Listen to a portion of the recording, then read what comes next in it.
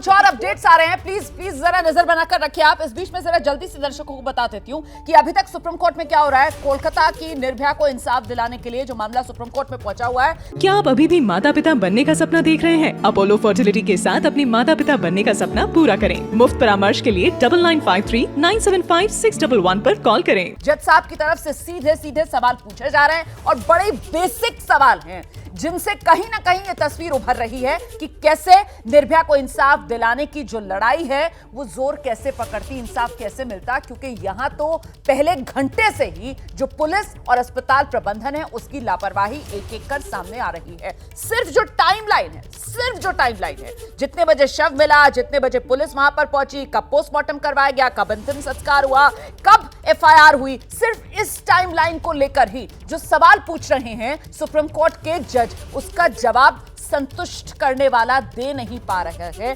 वकील जो बंगाल सरकार को, बंगाल पुलिस को रिप्रेजेंट कर रहे हैं। और इसीलिए वकील साहब से जज को कहना पड़ रहा है कि आप जो सफाई दे रहे हैं वो स्वीकार करने लायक नहीं है। इतना ही नहीं, जज की तरफ से कहा जा रहा है कि घटनास्थल पर कई अहम सुराग थे, लेकिन गौर से सुनिए, सुप्रीम कोर्ट कह रहा है घटनास्थल पर कई अहम सुराग थे लेकिन उन्हें संरक्षित करने में देरी कर दी गई। क्योंकि सुप्रीम कोर्ट ने पहले ही यह सवाल उठाया कि सुबह 10:10 पर आपको इत्तला मिलती है बॉडी मिलने की और आप क्राइम सीन को कब डिमार्केट करते हैं, कब वहां पर आप उस क्राइम सीन को सुरक्षित करते हैं। पोस्टमार्टम जो रात में 7:10 पर खत्म हुआ वो पोस्टमार्टम होने के बाद। तो ये सीधी लापरवाही। अंकित, बिल्कुल रोमाना, और जिस बात का आप जिक्र कर रहे थे ना, यहाँ पर कोर्ट ने जो है ये भी कह दिया कि हमें दिख रहा है, कैसे दिख रहा है, रिकॉर्ड के आधार पर, कि अननेचुरल डेथ भी रात में 11:30 पर लिखा गया है।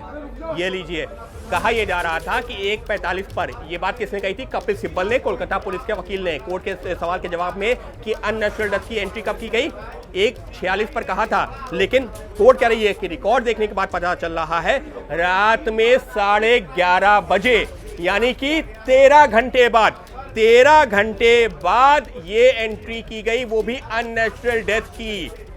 ये है पुलिस की जांच।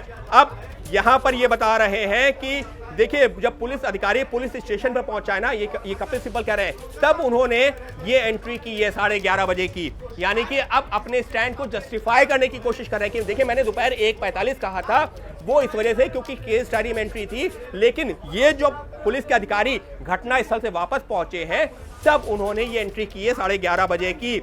लेकिन कोर्ट का साफ तौर पर कहना कि पुलिस अधिकारी जहां पर सुराग थे उस इलाके को संरक्षित किया ही नहीं गया।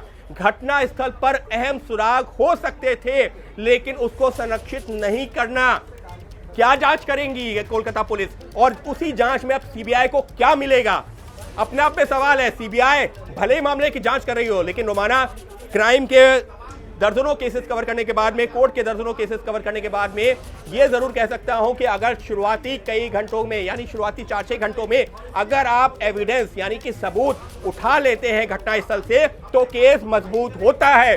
वरना जैसे जैसे वक्त गुजरता जाता है केस कमजोर होता है कानून की नजरों में भी। और कोलकाता पुलिस ने क्या किया? केस अंकित, आप जो बात कह रहे हैं ना, मुझे लगता है जरा सा दर्शकों को हमें यह भी बता देना चाहिए कि दर्शक कई बार सुनते होंगे, हम ही बताते हैं किस तरीके से मामलों में जो कन्विक्शन रेट है, मतलब जिसमें फैसला सुनाया जाता है, जो दोषी करार दिया जाता है, वो बहुत ही कम रह जाता है। तो वो क्यों कम रह जाया जाता है, ये अब आप समझिए इस मामले से। ये जो आप सुप्रीम कोर्ट में हो रहा है ना, इससे आपको समझ में आएगा कि कोलकाता, वहां पर जो अभी तक कोलकाता पुलिस, बंगाल सरकार अपनी पीठ थपथपा रही थी, हमने देखिए जी 24 घंटे के भीतर आरोपी को पकड़ लिया, सलाखों के पीछे भेज दिया, लेकिन केस का क्या किया? केस का सत्यानाश कर दिया। ये मैं कह रही हूं, केस का सत्यानाश कर दिया है। और मैं किस आधार पर कह रही हूं?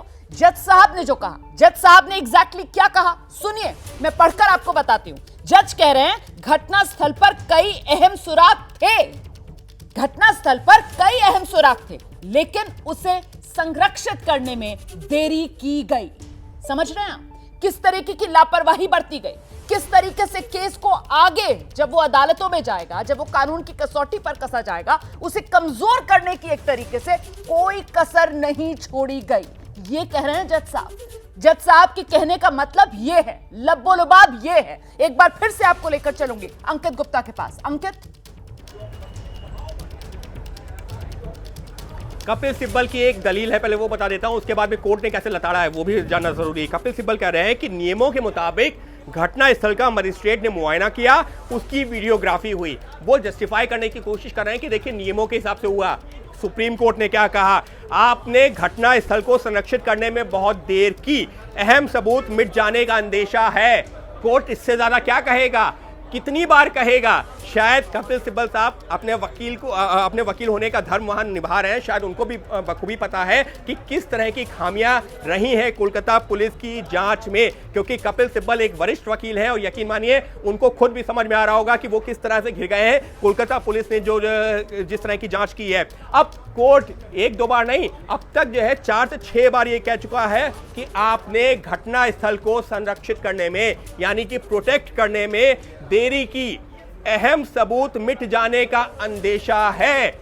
जी हां, जिस बात का जिक्र अभी मैं कर रहा था, जिस बात को आपने आगे बढ़ाया कि शुरुआती कुछ घंटों में अगर आप सबूत नहीं जुटा पाते हैं, आप फॉरेंसिक एविडेंस नहीं उठा पाते हैं, और ऐसे मामले में जहां पर बलात्कार हुआ है, जहां पर उसकी हत्या की गई, निर्मम हत्या, हैवानों जैसा वहां पर कृत्य हुआ, वहां पर भी आप घटनास्थल को संरक्षित नहीं कर रहे हैं। फिर आप कहते हैं कि देखिए कन्विक्शन रेट नहीं हुआ, कोर्ट से आरोपी बरी हो गया, इस तरीके के जो है बातें आती हैं। यहां पर तो ये वो पुलिस है जो कि एक राज्य की जो कैपिटल है, जो वहां की राजधानी है, उसकी पुलिस वो बेसिक जांच नहीं कर सकती। अगर वो बेसिक जांच नहीं कर सकती जिसने तो पूरे देश को दहलाकर रख दिया है। ये वो केस है जिसमें पूरा देश कोलकाता की निर्भया को इंसाफ मिले, ये आस लगाए बैठा हुआ है, लेकिन वो इंसाफ मिलेगा क्या?